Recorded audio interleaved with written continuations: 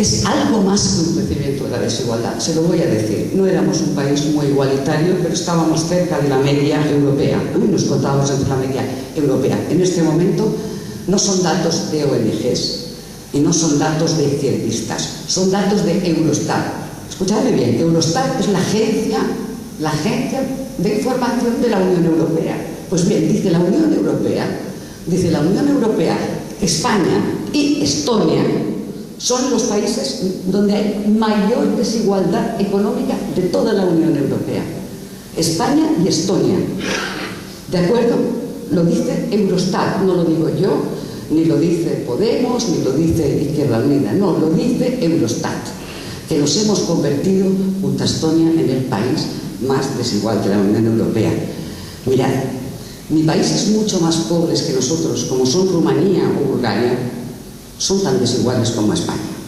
Ni países que han sufrido durante la crisis más que España, por ejemplo, porque han sido rescatados, como Portugal o Grecia, son más desiguales que España. Somos los reyes de la desigualdad.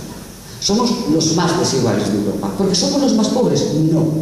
Porque somos los que peor estamos distribuyendo la riqueza de toda Europa. ¿Y por qué somos los más desiguales de Europa? Pues no he querido poner gráficos, porque me parece muy pesado de poner gráficos, pero esto se resume, si pudiera poner el gráfico, es clarísimo.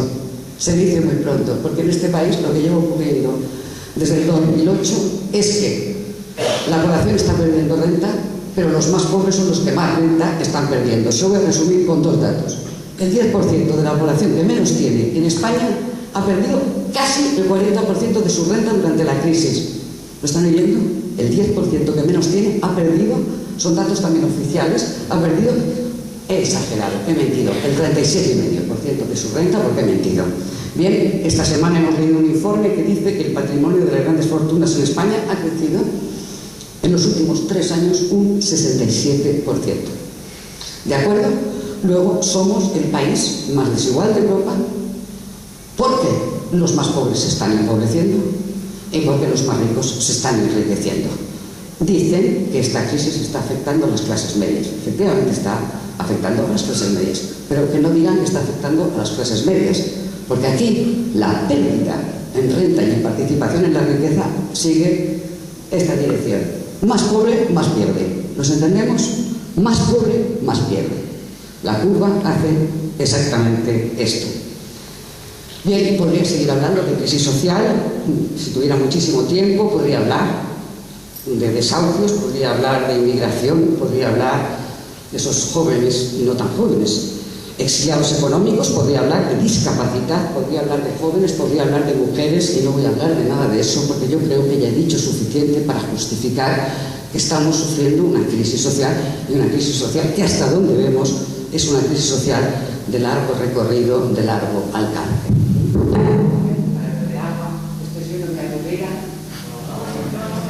Estoy dando una clase, demasiada clase. Si me saben, bueno, he tratado de...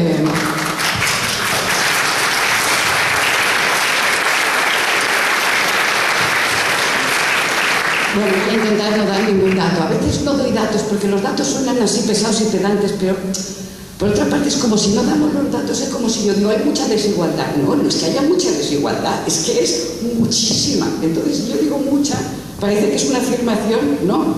Si yo digo, hay pobreza, no, no es que haya pobreza, es que entonces cuando das el dato parece que resulta más creíble, porque si no podría resultar de una interpretación de quien habla, ¿no? Por eso, me perdonáis si os he aburrido a lo mejor con algún dato para deciros, bueno, no estoy interpretando y además estoy usando datos oficiales, no estoy mintiendo, no estoy tergiversando, bien al contrario, me estoy quedando corta porque no cito datos críticos ni raros, sino de gente muy centrada.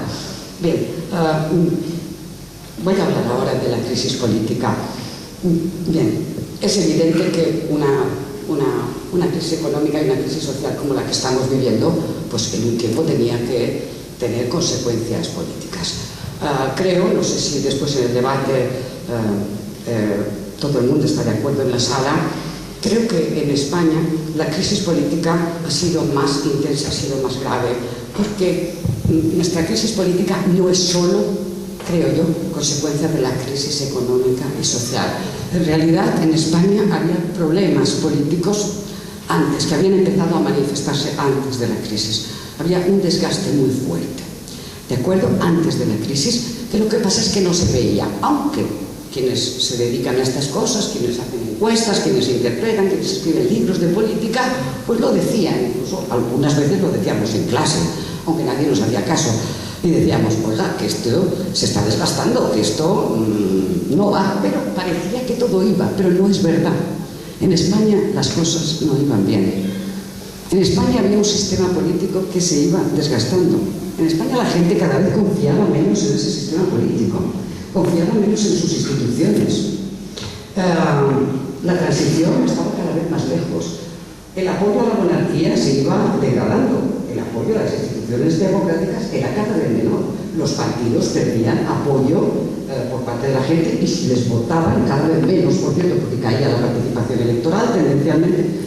Había una serie de problemas, de distancias, pero que la mayor parte de la ciudadanía no los percibía.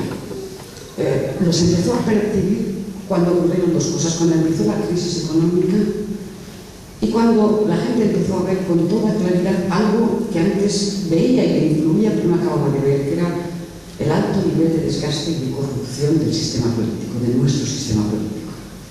Entonces, cuando empezó a verlo, esa crisis política fue rapidísima, gravísima, y fue más grave que en el resto de los países europeos. Para tratar de hablar de la crisis política me he inventado un esquema en etapas, porque creo que así se entiende mejor. Y voy a hablar de tres etapas. Voy a hablar de la etapa de la indignación, de la etapa de la ciudadanía activa y de la etapa del cambio político, que es en la que estamos. Hablo de la etapa de la indignación porque cuando estalla la crisis económica, al principio no pasa nada. La gente sufre enormemente, pero no pasa nada, ¿no? La crisis empieza en el 2008, la gente se va dando cuenta de lo que está ocurriendo y se va dando cuenta de cuáles son las consecuencias de lo que está ocurriendo, de las consecuencias sociales, y se empieza a dar cuenta de que una gran parte de la ciudadanía está pagando los platos rotos de esta crisis, pero no ocurre nada, la gente está callada. La gente se va cabreando simplemente. Y de repente, desde 2008 a 2011 no pasa nada. Y de repente en 2011 esto estalla. Pero no estalla solo en España. De repente, 3 años de crisis, hay un malestar que recorre el mundo y empiezan a aparecer esos síntomas del enfado, del cabreo, no como se llamó, de la indignación. Nosotros decimos cabreo, de la indignación, que es una palabra del francés. Vamos a decir que estábamos cabreados, ¿sí o no? Mucha gente estaba cabreada en el mundo, no ocurrió solo en España. Estaban cabreados los franceses y salieron a la calle, estaban cabreados los portugueses, estaban más que cabreados los griegos, que salieron muchas veces a la calle. Se cabrearon hasta el Reino Unido y todos los estudiantes salieron a la calle y prendieron fuego por ahí a los edificios públicos, y se cabrearon incluso en Estados Unidos. Y hubo un movimiento que se llamó Occupy Wall Street, que acamparon en Wall Street directamente. Y se cabrearon también en el mundo árabe, y se cabrearon también, y hubo una cosa que se llamó la Primavera Árabe, que no era lo mismo, pero formaba parte del mismo estallido de rabia, de malestar en el mundo, de cabreo, y estalló en todos los sitios. Y en nuestro país también estalló. Y estalló aquel 15 de mayo. Aquel 15 de mayo, segundo día de unas manifestaciones, no pasaba nada. Había unos poquitos de líneas de jóvenes en la calle, y la policía les golpeó en Barcelona, les golpeó en Madrid, se cabrearon de que les golpearan, salieron, se fueron hacia Sol, llegaron a Sol, les quisieron echar de Sol. Fijaros qué cosa más rara esa vez de la sociedad. Y cuando les fueron a pegar, se sentaron en el suelo y dijeron: no nos vamos, estas son nuestras armas, y no se fueron. Y eran unos pocos cientos, y eran más cientos, y no se fueron, y ustedes saben, todos ustedes saben que no se fueron de allí en casi 3 meses. Fue un estallido, fue una cosa increíble que la ciudadanía mirábamos si no podíamos comprender lo que estaba pasando. Un montón de gente, sobre todo joven, que se quedó allí y dijo que no se iba. No sabíamos por qué. Porque estaban cabreados, porque estaban hartos de la situación. Y entonces estalló el 15 en Madrid, en Barcelona, en Bilbao, en Sevilla, en Valencia y hasta en Alicante también. Tuvimos nuestro 15M. Fue un estallido de malestar, de indignación, de rabia. Yo creo que muy poca gente entendió en aquel momento lo que estaba pasando. Quizás lo entendieron algunos ciudadanos, pero yo creo que no lo entendieron los políticos, no entendieron lo que era el 15M. No lo entendieron los políticos, no lo entendieron los medios de comunicación, no lo entendieron las élites de este país. Creo que tampoco lo entendieron, y a lo mejor tenían que haberlo entendido mejor los partidos de izquierda. No lo entendió casi nadie. Pensaron que no era nada. Y cuando las plazas se vaciaron y la gente se fue a casa, incluso aquellos que habían dicho está pasando algo, dijeron, ¿veis? No pasa nada, no ha ocurrido nada. El 15M no era nada, se acabó, la gente se ha ido a casa. No se enteraron de nada. La mayor parte de la gente no supo o no quiso ver, porque no le venía bien entender que había pasado todo. Les voy a decir, visto desde aquí, lo que había pasado. Se había acabado un ciclo político que se había iniciado en la transición en 1978 y se había abierto un nuevo ciclo político que es el que estamos viviendo ahora, que va y va a dar al traste con el sistema político en España. Nadie lo entendió porque no quiso escuchar y nadie lo entendió porque no leyó las encuestas, y las encuestas decían que en la calle había miles de acuerdos, sobre todo de jóvenes, también de gente mayor, sobre todo de jóvenes, pero las encuestas decían una cosa, todas las encuestas lo dijeron. Depende de la encuesta, dijeron que entre el 65 y el 75% de la población española estaba absolutamente de acuerdo con todo lo que en esas plazas se gritaba. Entre el 65 y el 75% de la población defendía el 15M, creía que tenían razón, creía que sus demandas estaban justificadas. ¿Cómo nadie lo quiso escuchar? ¿Por qué dijeron que no había pasado nada? Si esa gente joven que gritaba en la calle tenía el soporte detrás, aunque fuera silencioso, del 75% de la población española, que estaba hasta las narices, que estaba cabreada, que era consciente de lo que estaba representando esta crisis y de qué futuro les esperaba, no importó, no lo quisieron ver, no les dio la gana verlo. De todas las definiciones que he leído durante todo este tiempo sobre el 15M, un fenómeno muy importante, muy interesante, creo que la que más me ha interesado es aquella que definió el 15M como un clima, de alguna manera un estado de ánimo. Sí, yo creo que el 15M fue muchas cosas, pero fue sobre todo eso. Fue la expresión de un clima, la expresión de un estado de ánimo de la población que se fue gestando lentamente, que estalló de pronto una rabia, una hartura, un cabreo que estalló de golpe, que fue imitada sobre todo por los más jóvenes, pero que encontró eco también en la población de más edad y que reunió a gente de muy distintos orígenes sociales, un movimiento de carácter, podemos decir, interclasista. ¿Y que dijo el 15M? He vuelto a los aportes, se lo voy a leer. El 15M dijo, porque es que yo no sé decirlo tan bien, ni de una forma tan bonita ni tan clara, porque me repito, el 15M lo dijo con mucha más claridad de todo lo que yo pueda decir. Miren lo que dijo. Dijo, esta crisis no la pagamos. Somos el 99% frente al 1%.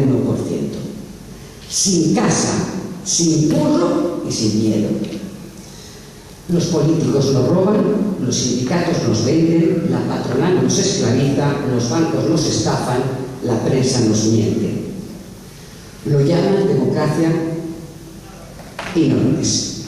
Que no nos representan. Escuchen esto. No somos ni de izquierdas ni de derechas. Somos los de abajo y vamos a por los de arriba. Ayer estaba indignado, hoy estoy ilusionado. Eso fue lo que dijo el 15M y muy poca gente pensó que había que escucharlo, pero había que escuchar. Eso fue lo que dijo el 15M.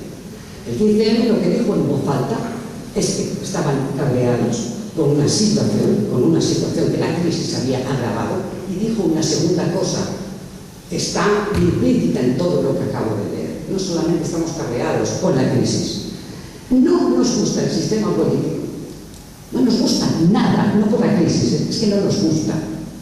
Y queremos cambiar el sistema político. No nos sirve este sistema político. Queremos otra democracia, queremos una democracia de verdad, una democracia que sea transparente, una democracia que sea participativa, una democracia que sea para los ciudadanos. Es muy importante, visto desde aquí es muy importante, no fue solamente indignación. El 15M fue la expresión de una indignación y fue capaz de hacer una demanda muy fuerte al sistema, una demanda de cambio democrático que todavía no se ha resuelto. Bien, la gente se fue a casa y todo el mundo pensó que aquello se había acabado, pero no es verdad. ¿Por qué? En ese verano del 2011 España entró en una segunda fase de su crisis que fue esa que me gusta llamar de la ciudadanía activa. La gente se fue a su casa, la gente se fue a su barrio y se puso a hacer una cosa maravillosa.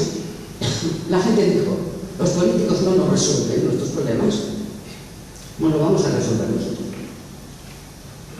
Nos vamos a organizar para hacer lo que el Estado no hace por nosotros. Vamos a resolver nuestros problemas y vamos a ayudar a resolver los problemas de los que más sufren. Nos vamos a ayudar a nosotros mismos y vamos a crear nuevas formas de solidaridad. La gente se fue a los barrios y empezó una fase enormemente creativa, enormemente rica socialmente, de creación de movimientos sociales, de organizaciones, de centros, de iniciativas solidarias, de comedores, de plataformas. Ha sido segura, no ha sido seguramente, no ha sido sin ninguna duda la fase más activa, más creativa de la vida social española prácticamente desde los años 70 del siglo pasado. Lo ha sido porque hubo una ciudadanía que, a pesar de estar sufriendo la crisis enormemente, se volvió activa. Vosotros lo sabéis porque aquí también ha ocurrido.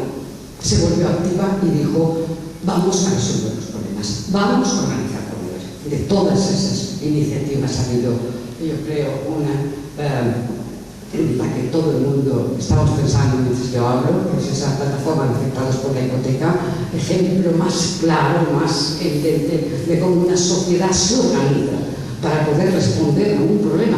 Le dice al Estado que cambie las leyes, le dice al Estado que nos ayude, pero finalmente pasa del Estado y dice: si no nos ayudáis, nosotros sí podemos ayudar a la ciudadanía, sí podemos ayudarnos entre nosotros. Eso es un cambio, es un movimiento social de una importancia, de una trascendencia, y muchos siguen diciendo que en España no ha pasado nada.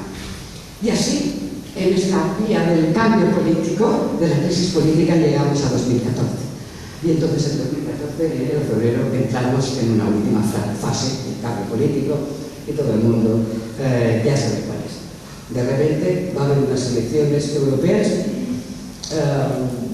y todo el mundo dice que los partidos piensan que nadie va a participar porque la gente está muy mal, está en sus cosas, está enfadada y no va a participar. Ellos tienen que hacer mucha campaña porque no va a ir a votar nadie, después se han tenido que arrepentir bastante, y de repente, inopinadamente, enloquecidamente, demostrando que casi nada es previsible, por parte es previsible y en parte no, de repente un señor de 30 y pocos años, profesor de universidad, en una situación vital y que se ha dado a conocer en un programa de Teleca, que es la televisión de Vallecas, en un programa que se llama La Tuerca con K, de repente dice que se va a presentar a las elecciones europeas. Nadie le hace caso, evidentemente, porque piensa que es una iniciativa rara, extraña, radical. Todo el mundo se burla de esta iniciativa y, y sorprendentemente, todo el mundo lo sabe, la noche de las elecciones resulta que obtuvo el 8% del voto. Pero la dinámica que se desata a partir de ahí es mucho más sorprendente todavía, porque a la semana siguiente ya tenía una intención de voto del 10% y a la siguiente del 15%. Y hasta donde yo sé, y a pesar de que las encuestas en este momento es muy difícil que nos informe bien, pero hasta donde yo sé, las últimas están diciendo que en unas elecciones generales en este momento tendría Podemos el 21% del voto. Ha sido, por lo tanto, un movimiento, una transformación política que no la hemos conocido seguramente nunca, ni la conoceremos. Es decir, esa rabia y esa efervescencia social, ese dinamismo social de la ciudadanía que quiere cambiar, que quiere organizarse, ha empezado a generar directamente en el centro del sistema cambio político. Y muy poco tiempo después hay una iniciativa en Barcelona dirigida por una persona que se ha convertido en uno de los rostros más conocidos de este país, que es Ada Colau, y apoyada por los movimientos sociales, pequeños partidos, etcétera, etcétera, decide dar ese gran paso, les cuesta, pero lo deciden, y preparan una candidatura para las próximas elecciones municipales que se llama Guanyem Barcelona. A partir de ese momento, nadie creo que lo puede discutir, el sistema político entero está roto. A partir de ese momento, la historia corre. Yo creo que lo que está ocurriendo es que, claro, acabo de contar, todo esto, todo el sistema político se ha transformado exactamente en 7 meses. 7 meses. En 7 meses no podíamos ni imaginar. La historia se ha puesto a correr porque la situación es muy delicada, porque la situación social es muy grave y la historia va rápida y va tan rápida que da miedo. Y da miedo porque no sabemos lo que tenemos que hacer para cabalgarla, porque no sabemos cómo responder, porque no sabemos lo que tenemos que hacer para poder aprovechar esos movimientos, esas convulsiones políticas. Y estamos nerviosos, y estamos tensos, y estamos asustados, y estamos ilusionados, porque todo está cambiando. Y yo no sé cómo se sienten ustedes, yo siento ilusión y miedo, porque no sabemos lo que tenemos que hacer, porque ha sido muy rápido, porque ha sido muy sorpresivo. ¿Y ahora qué hacemos? Y yo no voy a decir lo que tenemos que hacer porque se va a ser... He hablado mucho. Y ahora yo no sé lo que tenemos que hacer. A lo mejor entre todos podemos saber un poco lo que tenemos que hacer, que yo no lo sé. Voy a dejar simplemente 3 opiniones, si es que sirven después para el debate. Si no sirven, pues el debate puede seguir por otro lado. Todo el sistema político se está transformando, de acuerdo,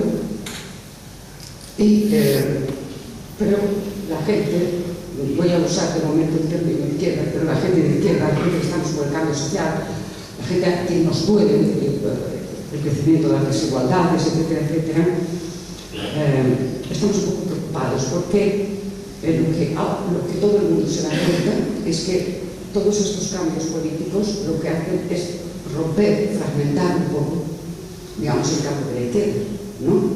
Antes era un campo que tenía sus partidos, sus iniciativas, y en cambio ahora aparecen nuevos protagonistas, ¿no? Aparecen partidos, aparece un partido, aparecen candidaturas como Guanyem, que son una novedad, que juega, digamos, sobre otro terreno, y por lo tanto parece evidente que puede resultar problemático, porque sí es verdad que hay una oferta mayor de posiciones en la izquierda, pero todos sabemos que el sistema político, y especialmente más que otros sistemas, el sistema político español favorece a los grandes partidos, ¿de acuerdo? Entonces, el que haya más candidaturas, evidentemente va a favorecer a la derecha, porque solamente tiene una candidatura, por lo tanto eso resulta problemático y nos preocupa. Así que la reacción de la ciudadanía ha sido, en general, pues empezar a moverse, a ponerse nerviosa y a empezar a pensar en formas de alianzas, en formas de darnos la mano para poder hacer frente a los futuros retos. Es que si los retos estuvieran allí lejanos, porque los retos los tenemos ya, es que los tenemos muy cerca, porque el calendario no lo marcamos nosotros, está marcado, y entonces tenemos un calendario que nos obliga a darnos muchísimas cosas. ¿Y qué ocurre cuando empezamos a reflexionar sobre alianzas? ¿Qué ocurre cuando empezamos a reflexionar sobre que tenemos que ir juntos, que tenemos que hacer algo juntos para que no nos ganen? Y entonces ocurre que es muy complicado, y es muy complicado. Yo creo que la gente de la sala sabe perfectamente por qué es complicado y les voy a explicar. Yo simplemente diré dos cosas. Yo creo que esto es enormemente complicado. Por una parte, distinguiría, ahora ya voy a hablar de fuerzas políticas concretas, estoy hablando muy en abstracto, pero seguramente debemos bajar al terreno. Por una parte está el PSOE. El PSOE se siente ajeno a estos cambios políticos, creo, según parece. Se siente ajeno, está en todo caso preocupado porque estas iniciativas minan evidentemente su base electoral muchísimo. Muchísimo es el partido que más voto perdería hacia estas nuevas opciones, sean opciones políticas o sean opciones como Bañén. Y por lo tanto se desmarca, digamos, queda fuera, queda aislada de este debate de posibles alianzas. Eso es lo que está ocurriendo hasta ahora, estoy describiendo lo que está ocurriendo hasta ahora.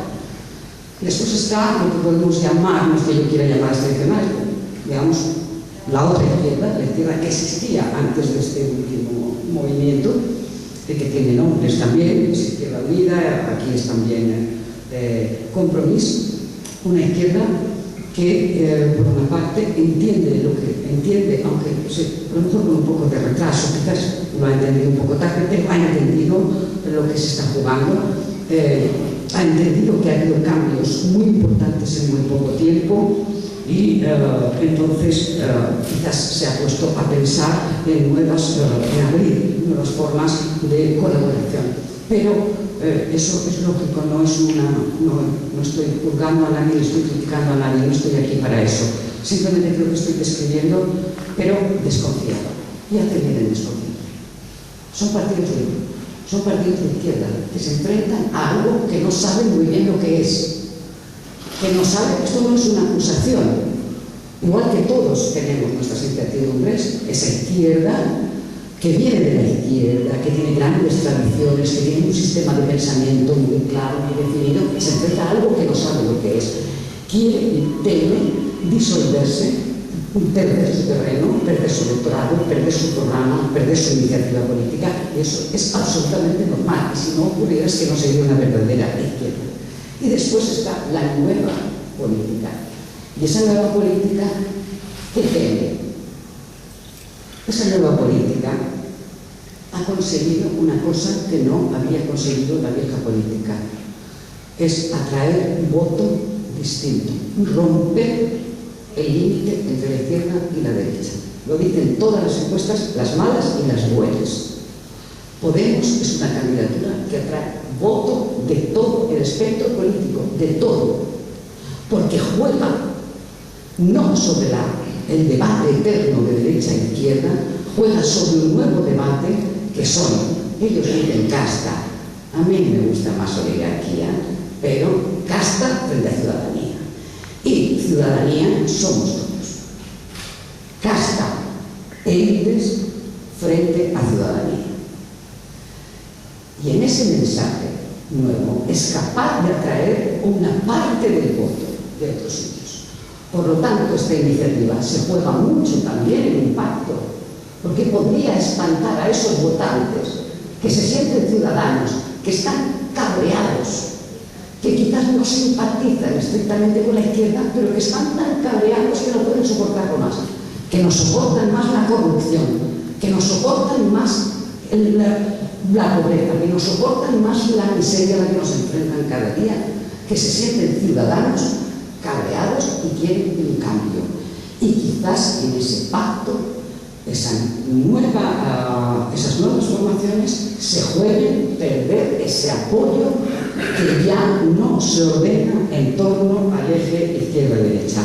Por lo tanto, las reticencias, las dificultades, los debates tienen que existir. No sé cómo van a terminar, eso lo veremos en la realidad y lo verán las fuerzas propias, Hay otro tema, que es el papel de los movimientos sociales, y yo ya me voy a callar porque tengo la impresión de haber hablado muchísimo, no sé si os he debido aburrir enormemente, pero hablaremos de partidos, de votos, de porcentajes de votos, pero yo creo que el debate de ahora, o sea, lo que estamos diciendo ahora es si podemos seguir hablando, si vamos a seguir hablando, si la política va a estar organizada como está desde la Revolución Francesa, o sea, desde la Revolución Francesa, exagerando un poco, pero prácticamente ha estado organizada en torno a un eje que es derecha e izquierda. ¿De acuerdo? Porque tenemos que decidir ahora es si eso se ha acabado y ahora gira en torno a otro eje o no se ha acabado, y esto es simplemente una muestra puntual de una situación socialmente muy explosiva y de una ciudadanía cabreada hasta límites que nos resultan intolerables en un país que tiene unas cuotas de degeneración democrática y de corrupción como no tiene ningún otro país de Europa. Yo creo que cómo respondamos a esa pregunta sobre izquierda y la derecha, sobre la oligarquía, que podemos llamar casta por simplificar, es un término más inexacto pero más potente, y la ciudadanía, creo que es el debate del futuro. Como se resuelva esa cuestión dependerá la política del futuro. Muchísimas gracias, espero no haber sido muy aburrida y espero haber dejado algo para que si les sirve algo para el debate posterior. Muchísimas gracias.